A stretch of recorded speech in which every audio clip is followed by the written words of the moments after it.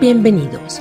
A esta hora, por la emisora cultural Universidad de Antioquia, Sistema de Radio Educativa, usted tiene una cita con los especialistas de la Universidad de Antioquia en los radioconsultorios.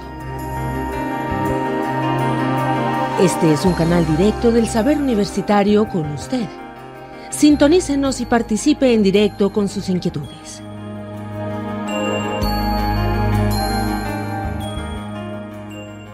Estos son los radioconsultorios.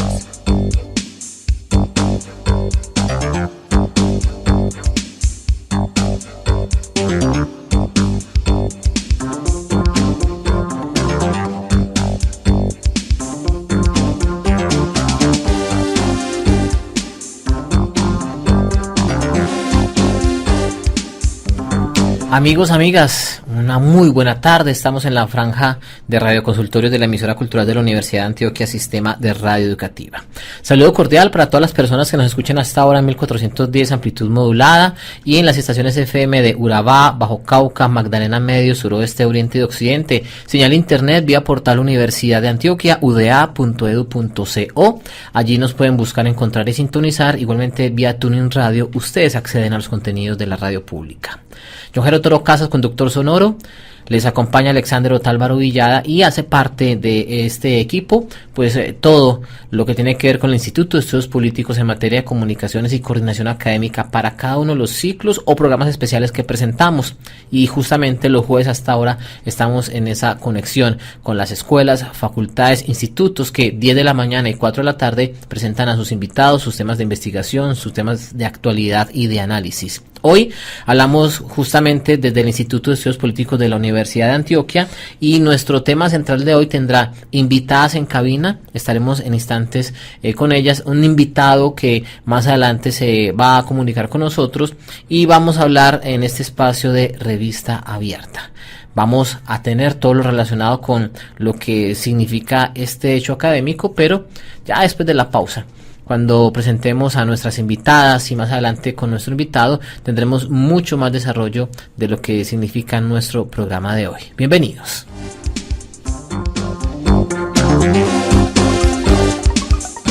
Lo invitamos a estar en Red 57. Red 57, programa para entender la realidad y el acontecer diario de las noticias con una mirada académica.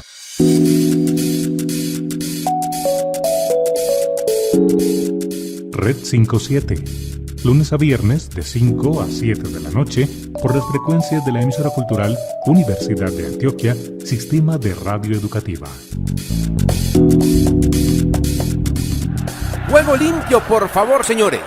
Si en la cancha no les gusta ver faltas ni juego sucio, ¿por qué en la casa, en el trabajo, en la calle y en la escuela aceptan la violencia contra las mujeres? Saquen la roja. La violencia contra las mujeres no juega más. Una campaña de la Casa de la Mujer, Funsarev y Vamos Mujer en el marco del Convenio Mujeres Populares y Diversas, apoyado por Oxfam y AECID. Continuamos hasta ahora en la franja de radioconsultorios. Bueno, vamos a hablar de revista abierta, pero primero nuestras invitadas. Sandra Arenas es docente de la Escuela Interamericana de Bibliotecología, nos va a acompañar como invitada en este radioconsultorio de hoy. Bienvenida, ¿cómo le va? Muchas gracias, muy bien. Gracias por aceptar la invitación. Y nos acompaña Daisy Hurtado, la directora de la revista de Estudios Políticos, que va a estar hoy como nuestra coordinadora académica de este programa especial de hoy. Bienvenida, ¿cómo le va? Gracias, Alexander, muy bien, muy contenta de estar aquí con ustedes. Bueno, comencemos con un marco general, es una introducción básica de lo que es ese espacio de revista abierta.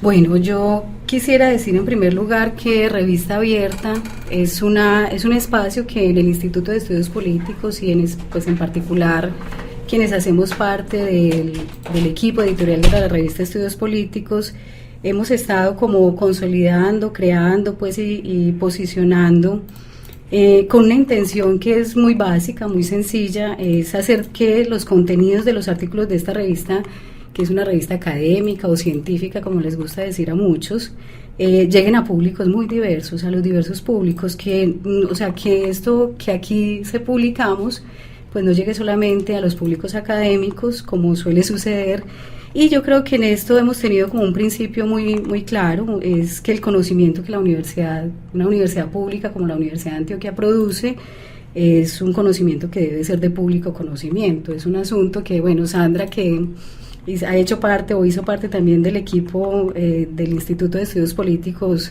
conocimos muy bien de la mano de nuestro anterior director Fabio Giraldo, que nos insistía mucho en eso, y que a mí siempre me gusta resaltar, o sea, esa idea de que el conocimiento es de público conocimiento.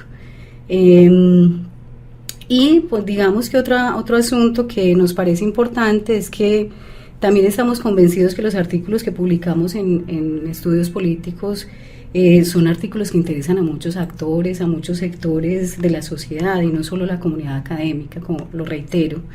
De hecho, hemos visto que nuestros artículos son citados por organizaciones comunitarias, por ONGs, incluso por organismos y agencias estatales. Eso pues nos da cuenta pues como de esa amplitud de públicos a los que llega, que a veces no es tan fácil desde las revistas académicas. Y por supuesto, bueno, con todo lo que hoy las revistas estamos haciendo con las plataformas virtuales, por supuesto también a muchos públicos internacionales pues y de otras latitudes. Y decimos que llega a esos públicos porque la revista desde su nacimiento, desde hace 25 años, ya vamos para el número 50, ha tocado temas que son cruciales en el desarrollo político del país: la ciudadanía, la democracia, el desplazamiento forzado, la migración internacional, los partidos políticos, digamos también ese asunto, la democracia, la burocracia estatal, obviamente también las políticas públicas, las violencias, los conflictos armados y la paz. O sea, hay temas que son de esta coyuntura, pero que si nosotros nos ponemos a mirar y quienes nos están oyendo lo hacen, podrán encontrar que hace mucho tiempo en esta revista estamos publicando temas relacionados con el conflicto, con la violencia, pero también con la democracia y con la paz, que es un tema que hoy nos aboca a todos como ciudadanos y como académicos. Hay un tema importante, hoy hablamos de memorias y compasión, caminos de reconocimiento de las víctimas del conflicto colombiano. Así vamos a titular, digamos, el segmento que llega a partir de ahora de ese. Sí, claro que sí, esa es la idea, porque, bueno, un poco lo que la revista ha hecho con este espacio es justamente elegir unos temas que han sido publicados en el último número, y en este caso con los autores que hemos invitado, con Sandra Arenas y con William Farfán, creemos que son temas sensibles para este momento, que nos pueden ayudar a comprender mucho de este debate sobre las víctimas y sobre este contexto tan complejo en el que nos encontramos. Muy oportuno para lo que estamos viviendo. Claro que sí, claro que sí. ¿Considera que es el deber primario siempre de la investigación, de la academia, sobre todo para aportar en esos ejercicios de memoria en los cuales estamos comprometidos hoy? Sí, yo creo que la academia tiene un papel fundamental. Yo hace mucho rato lo digo, yo soy directora de una revista académica y científica, pero cada vez pero considero que si no hacemos de los problemas de la sociedad o sea, la excusa para reflexionar, y los asuntos que ponemos en el centro de nuestras reflexiones, nuestras investigaciones y de nuestros artículos académicos, pues poco estaremos haciendo. Yo creo que, y en este momento, el tema de la memoria de las víctimas es un tema crucial que nos convoca, nos obliga como académicos y como ciudadanos que somos, como actores políticos. Hoy tenemos a Sandra Arenas Grisales, está en cabina con nosotros, ya hablamos con ella en un saludo inicial. Con ella vamos a hablar de la memoria y la comunidad, la experiencia de vulnerabilidad, el mural de Santo Domingo Sabio. Y más adelante con William Farfán Moreno, a quien vamos a llamar la compasión como fuente normativa para un derecho de las víctimas, una propuesta a partir de la filosofía pública. ¿Le parece entonces, Daisy, que después de una pausa presentemos inicialmente a Sandra, generemos esa conversación a propósito del tema que ella nos quiere proponer, y posteriormente con el profesor William vamos a complementar, digamos, el desarrollo de nuestro trabajo de hoy? Eso nos va a servir, digamos, de instrumento para darle, digamos, luz a nuestros oyentes del tema central que queremos tener hoy en desarrollo de esta propuesta académica. Entonces, una pausa para ir directamente primero con la profesora Sandra y posteriormente con el profesor William.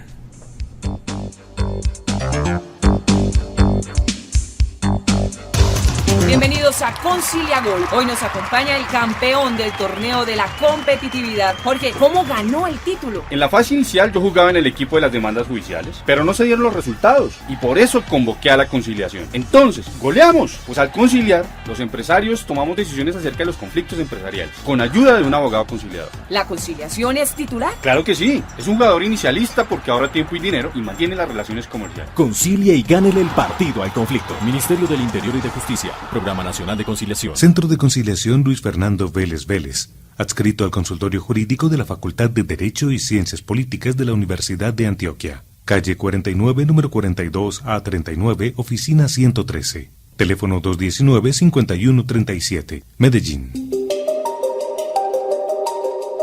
La emisora cultural Universidad de Antioquia cumple 11 años de presencia en las subregiones de Antioquia. Somos una señal que lleva información, cultura y entretenimiento. Agosto de 2005, agosto de 2016. 11 años en y desde las regiones. Emisora cultural Universidad de Antioquia.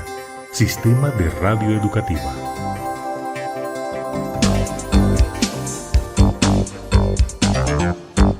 Radio Consultorio del Instituto de Estudios Políticos, hoy revista abierta. A propósito de la revista de Estudios Políticos, nos acompaña justamente su directora y también tendremos dos de los docentes investigadores comprometidos en revista abierta. Inicialmente Sandra Arenas Grisales, como dijimos, la memoria de la comunidad, la experiencia de vulnerabilidad, el mural de Santo Domingo. Hace parte también de lo que significa ese tema José César Coimbra, y más adelante William Farfán Moreno, la compasión como fuente normativa para un derecho de las víctimas, una propuesta a partir de la filosofía política. Profe, presentamos entonces a la profesora Sandra oficialmente a nuestros oyentes y ese tema que acabamos de anunciar. Bueno, yo creo que, ya has dicho que Sandra Arenas es profesora de la Universidad de Antioquia, es investigadora de allí y pues viene trabajando hace mucho tiempo en este tema de memoria. Me gustaría que hiciéramos que nos contara Sandra en primer lugar, cuál es qué es lo que este artículo nos aporta, o cuál es como el centro del argumento de este artículo que ustedes dos han escrito. Uh-huh. Muy bien. El artículo lo escribimos José César Coimbra y yo. El artículo parte de 2 tesis de doctorado, solo que tratamos de juntar en este artículo algunos temas que esas tesis tenían en común, como son el tema de la comunidad, la identidad, el reconocimiento. Para analizar estos temas escogimos un caso que yo trabajé particularmente en mi tesis, y es un mural que hay en el barrio Santo Domingo Sabio, en la comuna nororiental de Medellín. Este mural queda detrás de la iglesia Santo Domingo Sabio, y nos interesaba porque es precisamente una iniciativa de memoria, y queríamos pensar, lo que nos proponíamos era pensar cómo es que la memoria se expresa en esos contextos conflictivos o violentos. Como sabemos, la comuna fue por muchos años uno de los sectores de la ciudad con altísimos índices de violencia homicida, por ejemplo. Entonces, pensar la memoria en esos contextos de violencia, pero pensar la memoria especialmente como estrategias de resistencia a esos contextos violentos. El mural, entonces, es un estudio de caso, y eso significa que lo que encontramos nos dice sobre ese caso, no podremos sacar generalidades o aplicar lo que encontramos allí a otros casos similares.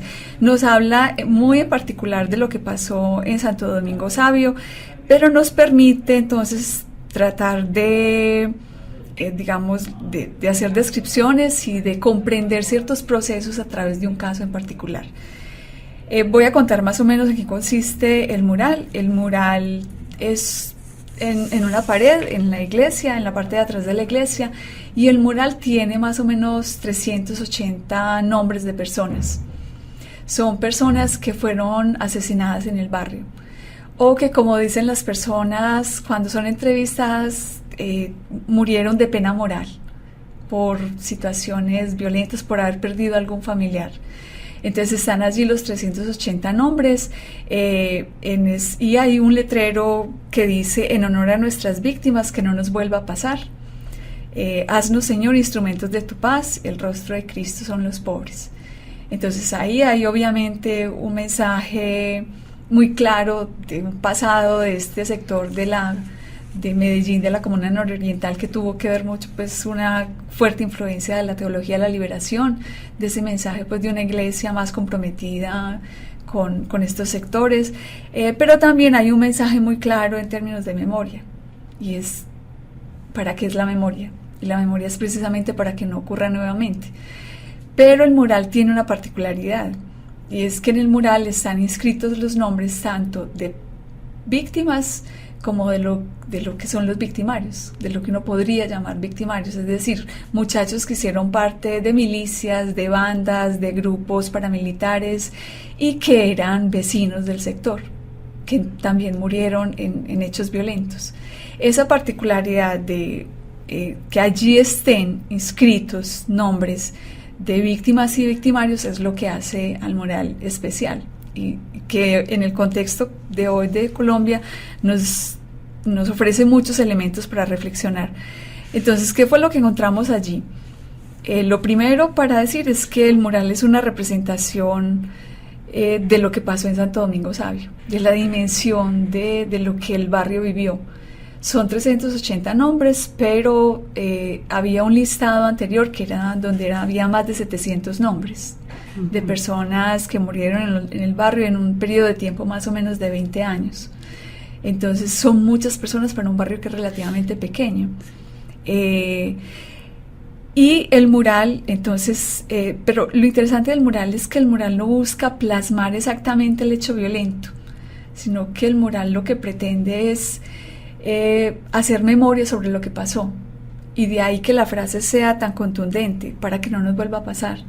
Entonces el mural no solo está pensando en el pasado, sino que tiene una proyección a futuro, es decir, está resaltando esos hechos con la intención de que tengan un mensaje, que sean lo que permita recordar lo que vivieron para que no vuelva a pasar, para que se hagan cosas para evitar que eso vuelva a pasar. Entonces, en ese sentido hay un acto de resistencia frente a esa violencia. Y lo segundo, que es central en este caso, es la idea del luto, la memoria y lo común. Y esto lo quiero resumir con una frase de una líder comunitaria que la encontramos en un artículo que publicó el periódico El Colombiano, que dice así, comillas, el mural era el recuerdo de una guerra pasada y en algo superada, en la que todos perdimos a alguien, a algo, pero perdimos. O sea, esta mujer de manera muy sabia pone el acento en lo único que pueden tener en común estas personas en Santo Domingo Sabio, y es la pérdida. Y el sacerdote que lidera la creación del mural también pone el acento sobre eso. Él trata de encontrar esos elementos comunes que los lleven a superar esa división real que hay entre víctimas y victimarios, para tratar de encontrar un punto en común y para tratar de comprender la dimensión de lo vivido más allá de esas posiciones individualistas desde el lugar en el cual cada uno está parado, y pensarse más en relación con los otros. Y esto generó muchas diferencias, porque entonces el problema fue el siguiente: cuando empezaron a hacer el listado, las personas llevaban los nombres de sus muertos, y la señora llevaba el nombre del hijo que había muerto y que era un trabajador y que murió por una bala perdida o por un malentendido o por una situación personal, pero por también cruzar fronteras o por invisibles, cruzar, muchos por cruzar fronteras invisibles. Pero también las mamás de esos chicos que hacían parte de las bandas llevaban los nombres de sus hijos y decían, este era mi hijo, yo sé que él no se manejaba bien o él estaba metido en cosas raras, pero era mi hijo, era el que veía por la familia, yo quedé sola, abandonada con otros niños, él era mi sustento. Y cuando hicieron el mural y lo descubrieron pues para la comunidad y todos vieron y empezaron a encontrar esos otros nombres, empezaron muchos comentarios y rumores.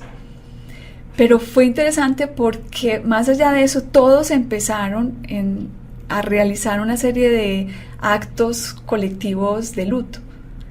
luto entendido como esa expresión pública del dolor. Entonces, por ejemplo, uno dice, la señora está de luto porque se viste de negro y sale a la calle. O uno realiza rituales de luto porque entonces hace ciertas cosas con la familia. Entonces estos realizaban rituales de luto en el mural, que consistían, por ejemplo, en prender velas, en llevar flores, en rezar en frente al mural, tocar los nombres de los muertos, llorar públicamente. Y los mismos muchachos, por ejemplo, a pesar de algunos de ellos pertenecer a los grupos paramilitares o milicianos, también colocaron los nombres de lo que ellos denominaban los parceros. Pues estaban ahí, porque también lamentaron esas pérdidas. Entonces lo que nos plantea el mural es la pregunta por cuáles son los lutos, qué es un luto público y cuáles son las vidas que merecen ser lloradas. Si hay lutos legítimos, si hay lutos ilegítimos, cuáles vidas se hacen merecedoras de un llanto y qué vidas no. Y entonces ahí nosotros retomamos en el artículo la posición la pregunta era por el reconocimiento, ¿cierto? ¿Qué hacer con el reconocimiento? ¿Cómo reconocer esas pérdidas? Y entonces acudimos a una autora que se llama Judith Butler, donde ella nos plantea el reconocimiento, pero desde la percepción de la vulnerabilidad. Es decir, la necesidad de que todos nosotros nos reconozcamos como vulnerables frente a la violencia. Es decir, ese punto en común de todos nosotros es justo la vulnerabilidad. No hay unos que son especialmente, sí hay unos que son especialmente vulnerables, pero todos compartimos eso. En el fondo todos tenemos. Exacto, eso es lo que podemos tener en común. Y eso fue lo que estos que realizaron el mural destacaron. Si la diferencia estaba marcada en esa posición de víctima-victimario, cómo armar una comunidad a partir de diferencias tan fuertes. Y la única manera de armar una comunidad, de crear una comunidad que diera posibilidad a una vida en el barrio, a una reconciliación dentro del barrio, era precisamente esa idea de que lo que tenían en común era la pérdida y la vulnerabilidad frente a la violencia. La pérdida, incluso la pérdida de la vida, pues, de cada uno, independiente del lugar en el que estuviera. Exacto. Bueno, yo ahorita me gustaría que ahondáramos un poco en ese tema del reconocimiento, pero hay una cosa que a mí me llama la atención, Sandra, del artículo de ustedes, y es, nos hablaste de que había un número mayor, casi que el doble del listado de muertos o de víctimas, y que finalmente solo se inscribieron en el mural 300. ¿Qué pasó ahí? O sea, ¿por qué unos deciden no estar allí? O entendía yo también en el artículo que algunos decidieron borrar su nombre cuando vieron que al lado de su hijo asesinado por una bala estaba también el victimario. Entonces sí me gustaría que nos explicaras un poquito eso, cómo lo encontraron o qué fue lo que pasó ahí. Sí, mira, eso fue en el 2005. Entonces eso tiene un contexto y es todo el proceso de reincorporación de los grupos paramilitares a la vida civil, de la negociación que estaba realizando el gobierno con los paramilitares.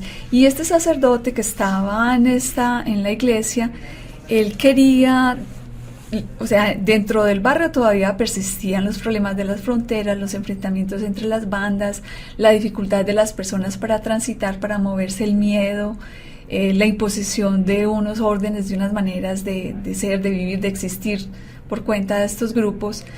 Y entonces él quería tratar de que estos pelados que hacían parte de milicias, porque entonces hacían presencia, milicias que daban todavía resquicios pues de las milicias de los 90, todavía habían algunos grupos que actuaban y que habían sido milicianos. Pero también había grupos paramilitares y había bandas y controlaban porciones muy pequeñas de territorio, pero que dificultaban mucho el día a día, la vida cotidiana. Entonces él trata de ponerlos a dialogar, de hacer con que estos muchachos, y claro, ellos son conscientes del contexto en el que están, de los procesos que se llevan a cabo en la ciudad y aceptan dialogar. Y en esos procesos de diálogo el sacerdote les insiste mucho en que ellos deben entrar en un proceso de reconciliación, de decir lo que pasó y pedir perdón, para que la comunidad los vuelva a aceptar, para que ellos puedan realmente reincorporarse a esa comunidad. Y el sacerdote pide en la iglesia que las personas lleven los nombres de las personas que fallecieron, y dice que van a hacer un mural y el barrio es consciente del proceso que se lleva. Uh-huh. Las personas por un momento pensaron que el mural iba a ser únicamente para las víctimas, aquellas víctimas que estaban por fuera de los conflictos entre grupos y bandas, solo que fueron los muchachos de los grupos armados junto con muchachos que hacían parte de la iglesia los que hicieron el mural, y ellos empezaron a incluir todos los nombres que estaban ahí. Entonces cuando empezaron a ver eso, la gente empezó a ver lo que se estaba haciendo, muchos decidieron no poner a sus familiares por esa sensación de mi hijo era bueno y no tiene por qué estar al lado de estos que eran bandidos, o que es que en algunos casos eran justo los responsables de esas muertes, los que habían ordenado esas muertes. Claro, son también esos sentimientos de odio que persisten en nuestros referentes también de actuación, que se ponen ahí muy palpables. Que son... Sí, exacto. Y muchas madres, por ejemplo, tuvieron que pasar por procesos de elaboración de ese duelo, antes de aceptar que los hijos estuvieran ahí, porque el sacerdote sí trató de convencer a muchas de esas familias de la importancia de dejarlos ahí. Y los muchachos trataron de explicar por qué habían puesto esos nombres. Claro. O sea, porque también para ellos eran dolorosos, y cómo había madres que sus hijos hacían parte de esos grupos milicianos o de las bandas, pero que habían lamentado esas muertes, que también las habían padecido. Y lamentaban lo que ellos habían hecho con otros vecinos, pero ellos también tenían su propio dolor. Entonces era poner en común el dolor de todos a través del mural. Claro, porque hay una cosa que yo creo que es muy interesante en ese artículo de ustedes, y es, bueno, qué tanto, y es mi pregunta también en este momento, es qué tanto los jóvenes víctimas y los perpetradores, por llamarlo de alguna manera, los victimarios, o sea, y sus familiares, las víctimas de ambos lados y los familiares de esas víctimas, son capaces de reconocer, digamos, de salir un poco del duelo individual para reconocer que ambos, pues un joven victimario y un joven víctima, pues son el resultado de un contexto que los ha excluido, ¿cierto? ¿Qué tanto se logra eso en una experiencia como esta? Es porque digamos que es como es una dimensión mucho más política en términos de, bueno, finalmente todos estos jóvenes son víctimas de un contexto que los ha excluido, que durante mucho tiempo solo les ha dejado como opción hacer parte de los grupos armados ilegales en una ciudad tan excluyente y tan inequitativa como Medellín. Uh-huh. Mi pregunta es eso, o sea, ¿qué tanto se logra como llegar a esa conciencia? Que es un poco el tema de la vulnerabilidad de la que habla Judith Butler. Sí. Yo creo que Santo Domingo es un buen ejemplo de eso, de la dificultad de comprender eso que se vivió, pero también de la posibilidad de superar esa situación inmediata y encontrar mecanismos por lo menos para aceptarse, convivir, porque estos muchachos eran de Santo Domingo, eran del barrio, unos y otros, sus familias eran de ahí, se conocen, estuvieron juntos por muchos años, convivieron, se vieron crecer, eran vecinos. Entonces ellos se mataron entre prójimos. Claro. Y eso, claro, eso generó muchas rabias, muchos odios, pero uno de los chicos que yo entrevisté tenía una historia impactante. Su mejor amigo de la infancia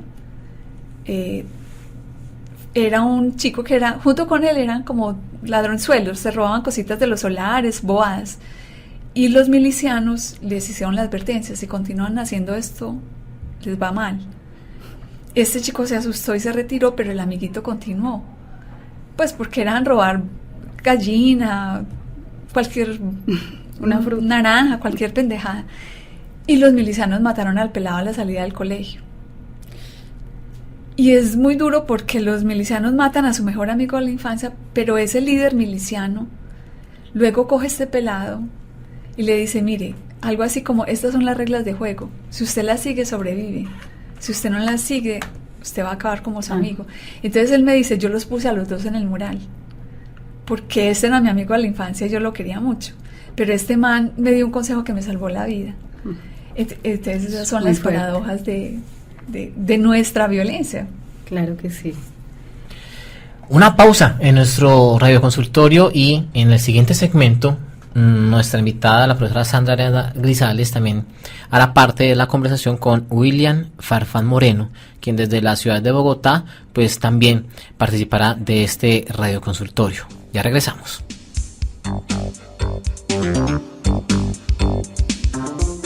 El sol empezaba a asomar por el horizonte, borrando del cielo las últimas estrellas que aún quedaban encendidas.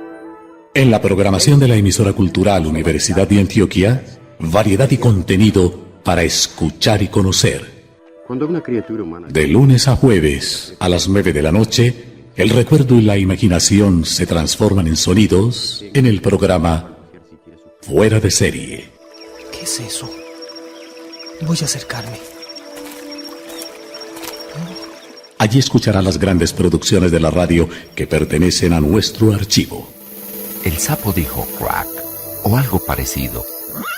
Y entonces... Fuera de Serie, lunes a jueves, a las 9 de la noche. Rumbo a la estrella, dejaron tras de sí polvo y humo, un reguero de piedras y hojas secas por todo. Es radio, es cultura, es sonido, es educación. Es la emisora cultural Universidad de Antioquia.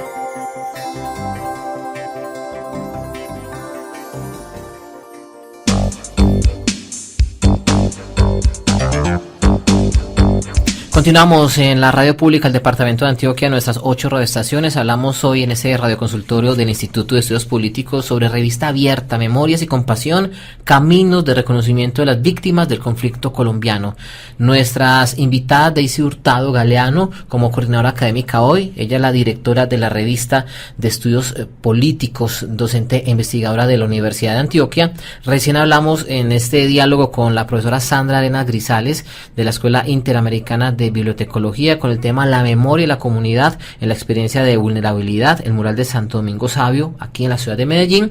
Y ya tenemos el contacto con William Farfán Moreno, en la ciudad de Bogotá, la compasión como fuente normativa para un derecho de las víctimas, una propuesta a partir de la filosofía política.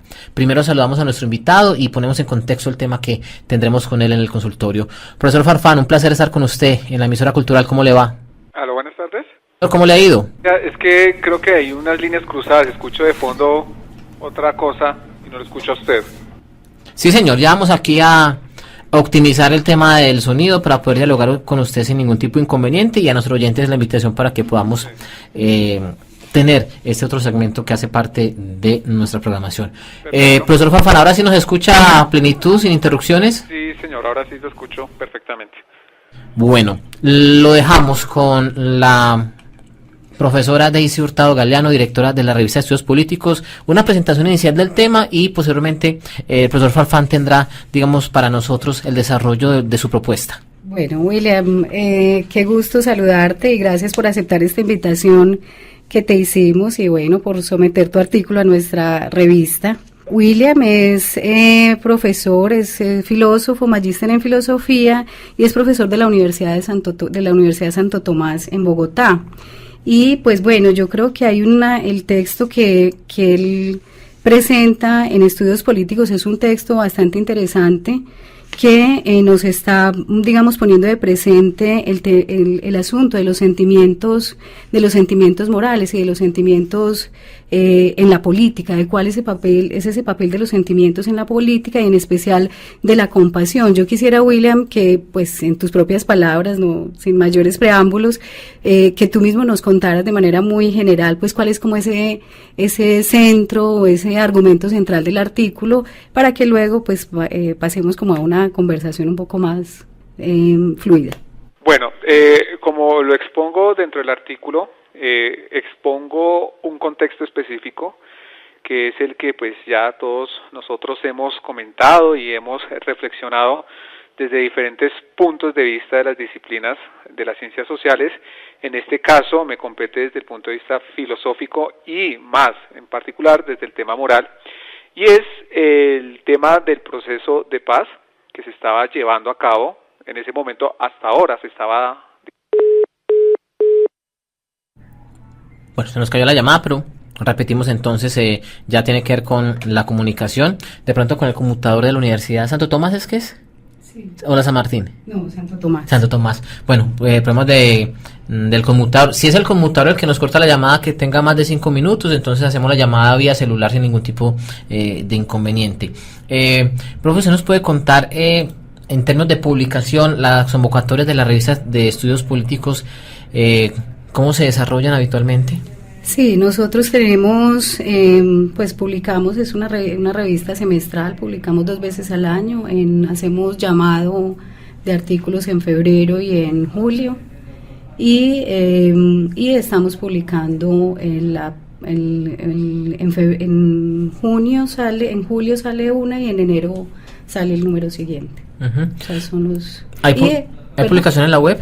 Sí, tenemos, la revista ya está toda disponible en digital, en la plataforma Aprende en Línea se pueden consultar desde el primer número de la revista, que como les decía, estamos a puertas de sacar nuestra edición número 50, en la que justamente el tema del que vamos a tratar es el tema de la paz, los estudios sobre la paz, sobre el conflicto y la paz en Colombia y en el mundo, obviamente, en otras experiencias mundiales.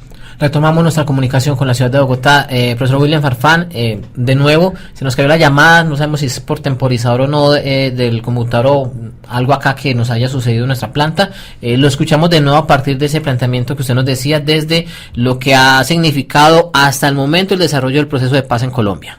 Exactamente, entonces, digamos, tengo la convicción ética, principalmente, en que el centro de los procesos de negociación que se estaban desarrollando, estoy hablando en pasado porque ya conocemos los acuerdos definitivos, tenían que ser las víctimas.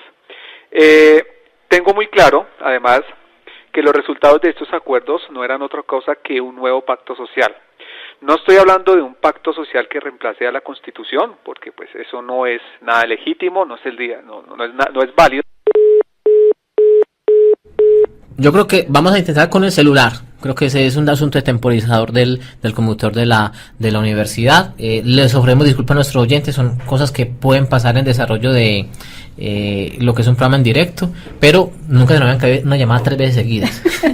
Es la primera vez, pero siempre hay una primera vez para todo, y el país nunca deja de sorprendernos. Aquí pasan cosas muy locas todos los días, pero vamos a retomar ese diálogo con las excusas de nuestros oyentes y a nuestro invitado, justamente a partir de este tema que estamos proponiendo. Profesor Farfán, cambiamos mejor de teléfono fijo a teléfono celular, entendiendo quizás que por acá podríamos tener mucha más continuidad en desarrollo de esta conversación, y usted nos decía que el reconocimiento de las víctimas como centro de las negociaciones del proceso de paz para usted es muy importante, y que ningún acuerdo, digamos, social o pacto social estuviera por encima de la Constitución. Ahí íbamos en esa conversación, y creo que ahora sí tenemos mucha mayor regularidad en esta conversación con usted. Sí, señor. Entonces estaba planteando esta tesis de que si bien este nuevo pacto social no reemplaza el pacto social, digamos, que dejó como resultado la Constitución del 91, sí nos da unas nuevas orientaciones sobre lo que sería un estado de que lo que hemos tratado de llamar de posacuerdos, otros llaman posconflicto,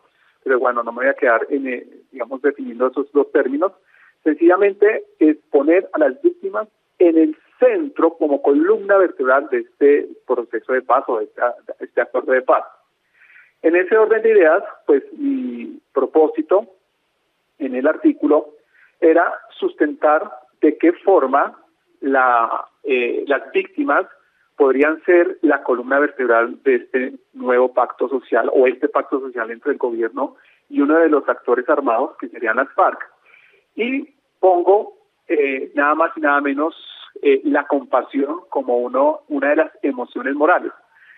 Ahí, pues, no trato de afirmar, o mejor dicho, no afirmo que sea la compasión la que va a resolver los infinitos problemas relacionados con las situaciones que ha generado la violencia, que ha generado el conflicto, y específicamente dirigido hacia las víctimas, sino que sería la compasión como la fuente del derecho y de la digamos, la moral en el ámbito de lo que nos viene en un escenario, un posible escenario de posconflicto.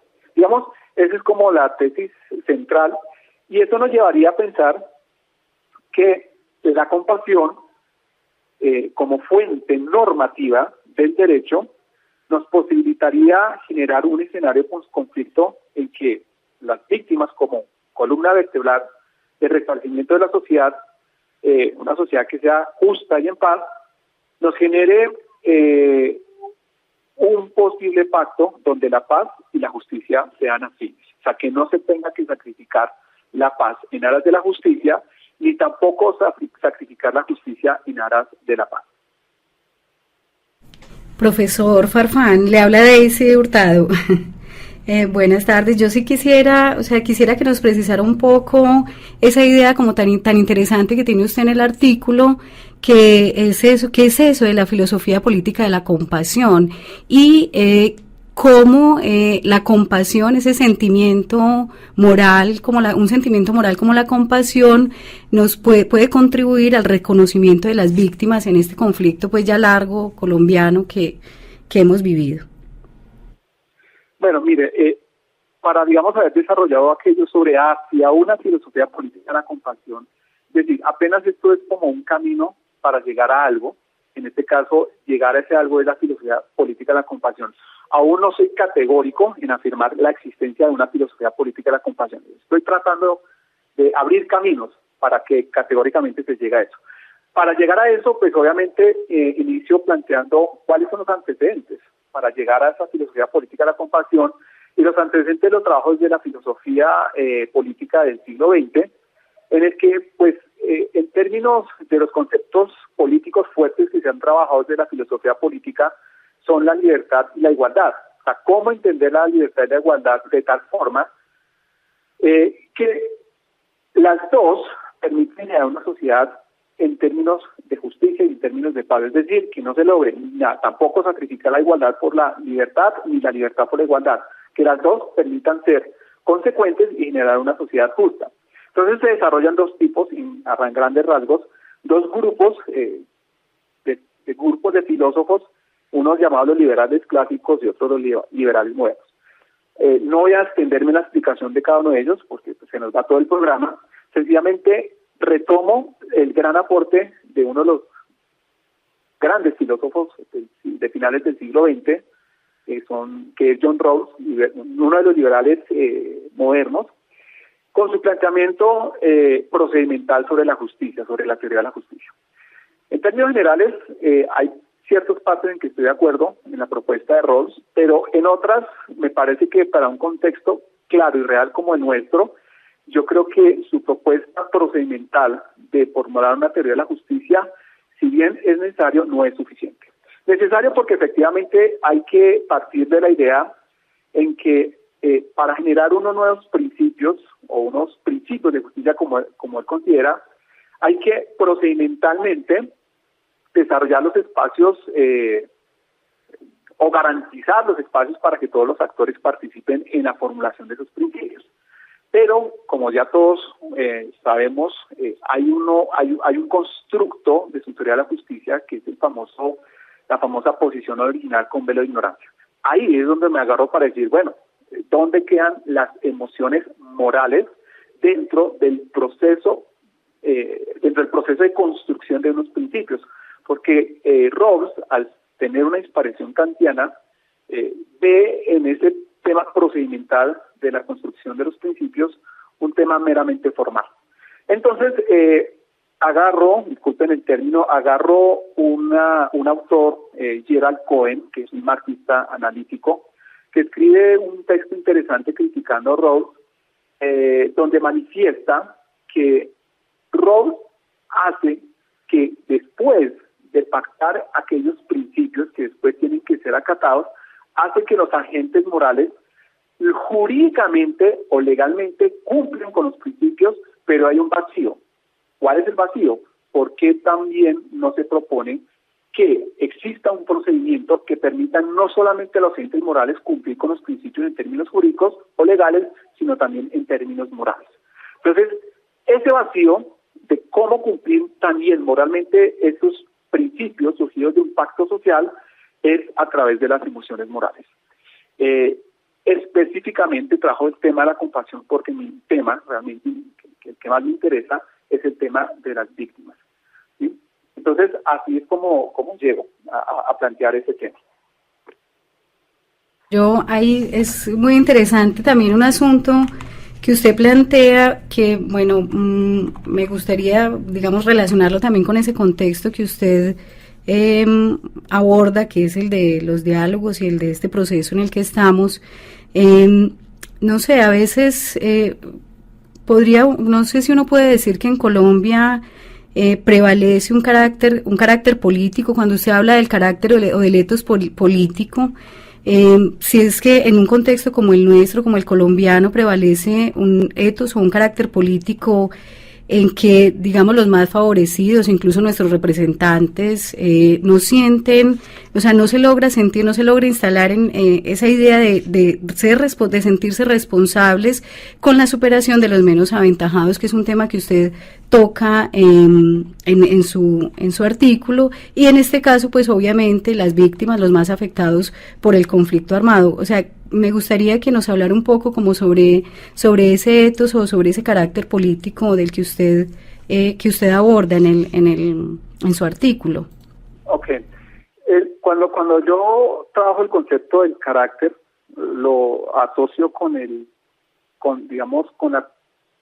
su etimología griega, que es el tema del ethos, ¿sí? Es decir, pareciera que cuando nuestra clase política intenta realizar algunos acuerdos sobre un tema específico, pero hablemos sobre el tema actual, que es el tema de los acuerdos, tienen la aptitud. O sea, la aptitud me refiero con el tema de la P, aptitud con P, que no es otra cosa, como les decía a ustedes, es la disposición o la capacidad que se tiene para hacer algo. Sencillamente es lo que diría cuando trabajo el tema de John Rawls, es el tema de que todos hipotéticamente tienen que hacer el intento de que en el momento de generar unos principios o un nuevo acuerdo social o un nuevo pacto social, hagan cuenta hipotéticamente en qué situación, o sea, no saben en qué situación actual se encuentran dentro de la sociedad, para no tener precisamente esos problemas de desventaja o desigualdad en el momento de generar unos principios. Entonces, lo que yo reclamo dentro de estos procesos no solamente es la aptitud o la capacidad para desarrollar o desempeñar una función determinada, en este caso la función de generar unos acuerdos, sino una actitud, la actitud con C, que consiste en la voluntad que se tiene para enfrentar cierta actividad. En otras palabras, es la forma de actuar una persona o el comportamiento que se asume para hacer ciertas cosas. Como psicológicamente se ha entendido, es el carácter o el ethos, aquello que motiva a la persona a actuar por un determinado fin. Entonces, creería yo que esa actitud como carácter o ethos no es otra cosa que las emociones morales, ¿sí? Y yo sé que han criticado mucho, y creo que lo escuchamos cotidianamente, en que las personas cuando toman cierta posición política o asumen una aptitud y una actitud política, lo hacen menos racional y más pasional, ¿no? O como dicen muchos, lo hacen que la gente debería tomar decisiones más racionales y menos emocionales. Yo estoy en contra de ello, porque es que efectivamente las emociones tienen un contenido cognitivo, es decir, las emociones morales nos exigen también un ethos que nos orienta, nos motiva a actuar de cierta forma y, ¿por qué no decirlo?, actuar de tal manera que nos permita superar moralmente las desigualdades sociales y, en este caso, superar moralmente el conflicto. Entonces, creería que esa es como la parte fuerte cuando trato de hablar sobre las emociones, que no estoy hablando de las emociones a secas, estoy hablando de las emociones de carácter moral, en ese sentido.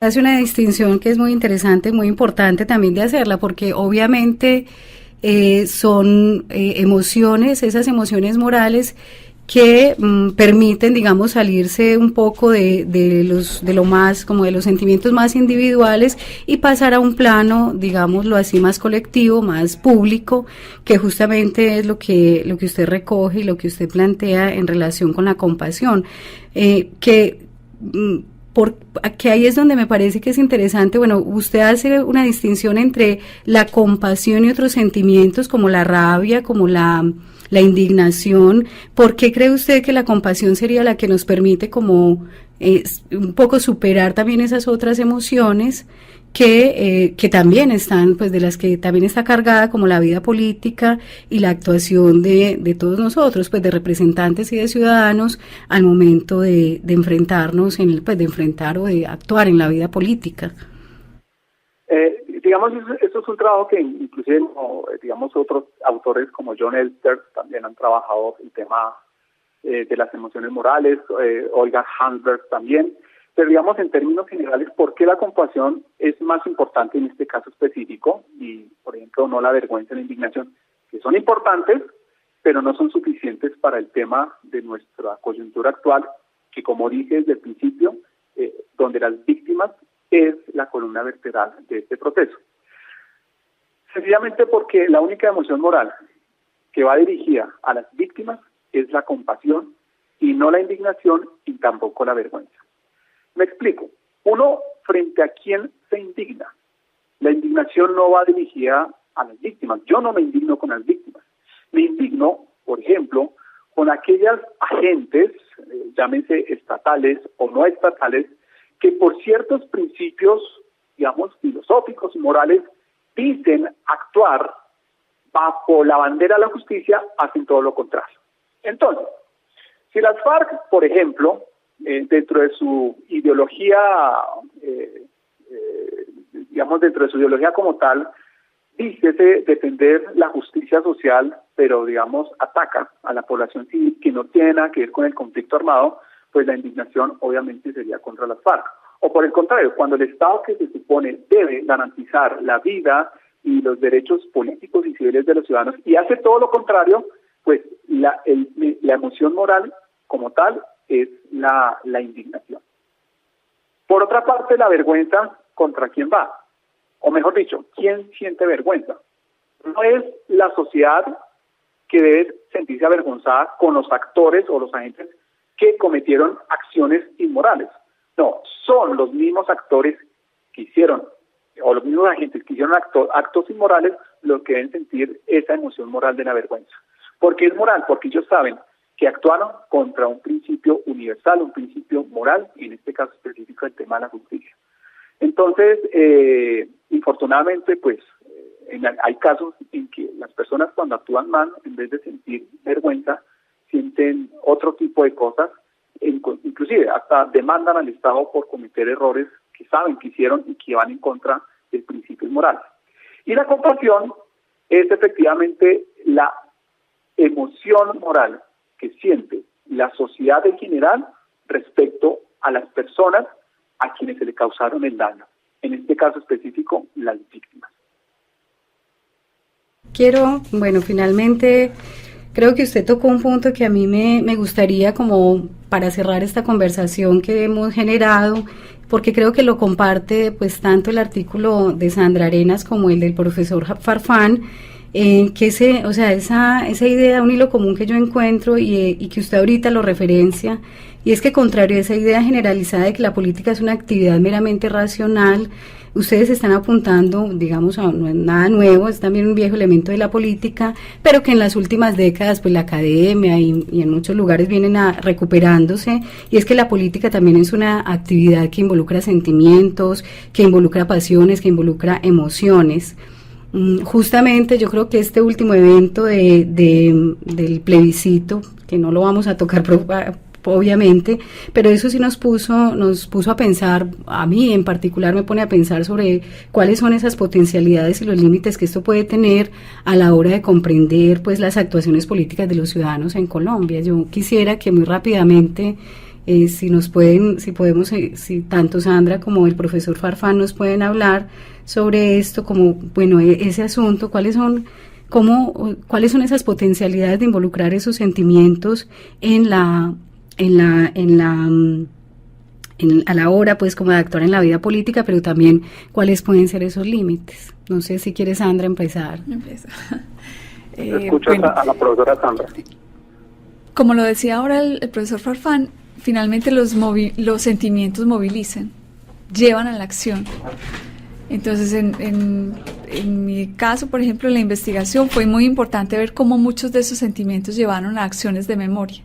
Esas acciones de memoria se realizaban básicamente para canalizar sentimientos de rabia, de indignación, de dolor.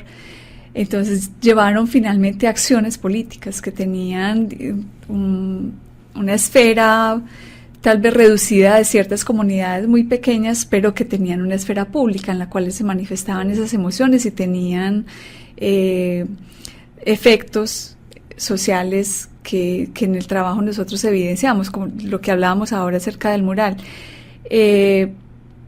Y también pienso yo que para el caso colombiano hubo un momento en el cual esos sentimientos se tomaron esa esfera pública, esos sentimientos pasaron a ser parte de las narrativas, de lo que nosotros llamamos las narrativas de luto. Ya no eran solo las narrativas en términos de derechos, de reconocimiento de ciertos derechos, sino que empezamos a escuchar las versiones de las personas de lo que sufrieron, de lo que perdieron en términos de vidas, de lo que esas pérdidas significaron, de lo que ese dolor significó.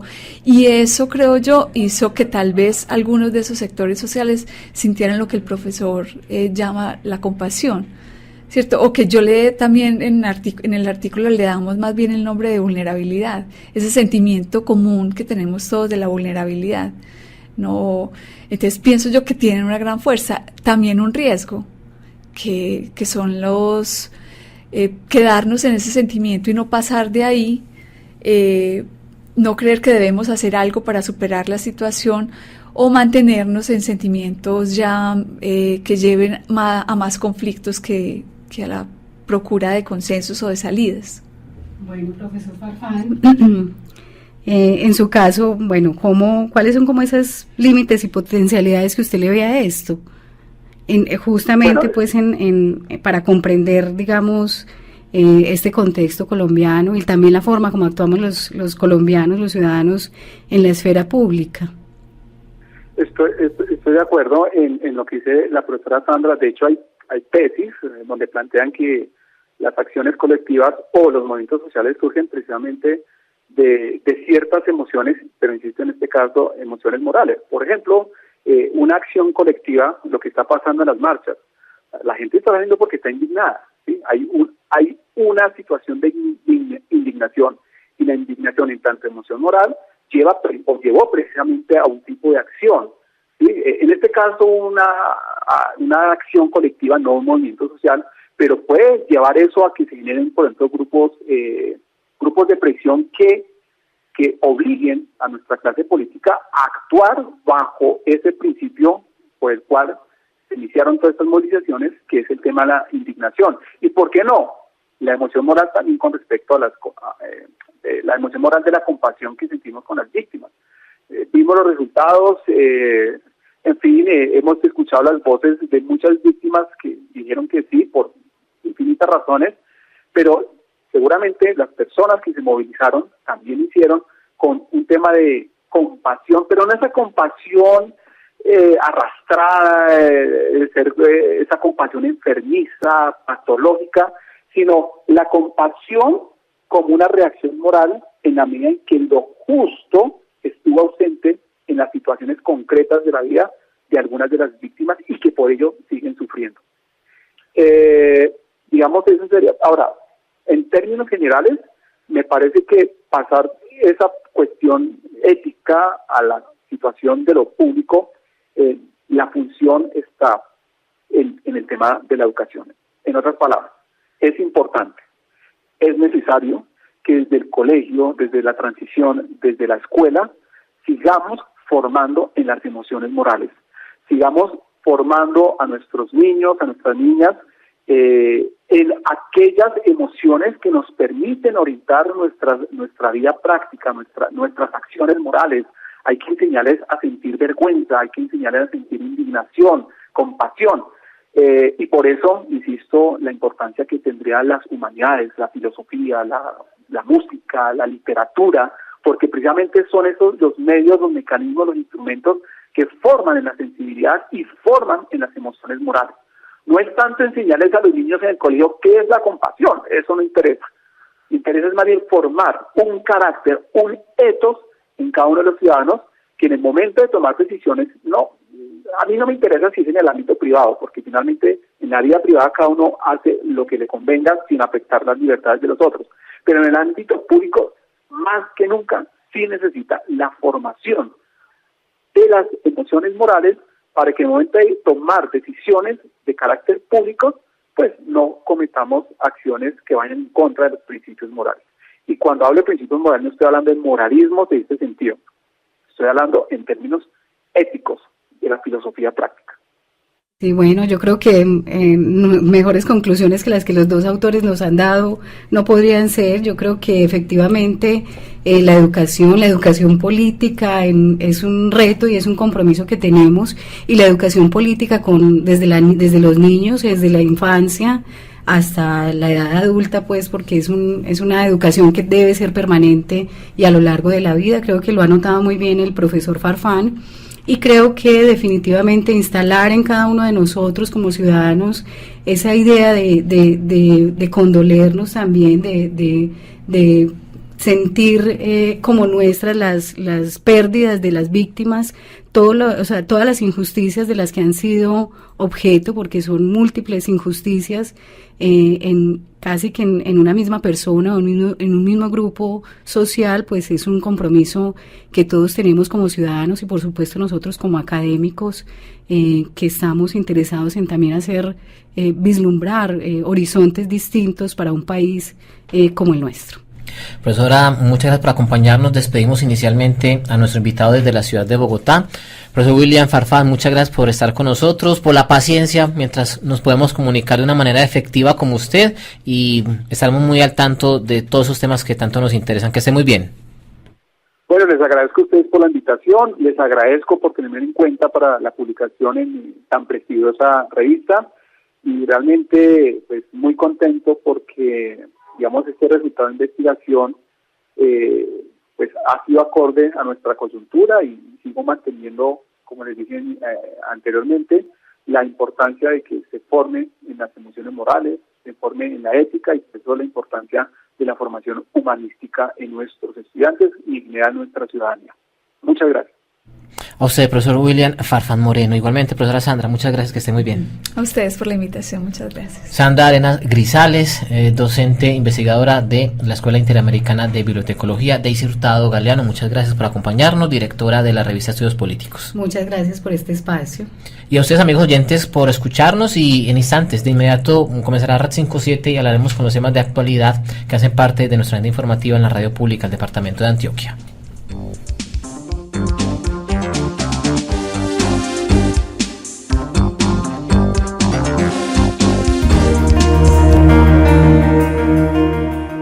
Hasta este momento, los especialistas de la Universidad de Antioquia nos han acompañado en los radioconsultorios. Este es un canal directo del saber universitario.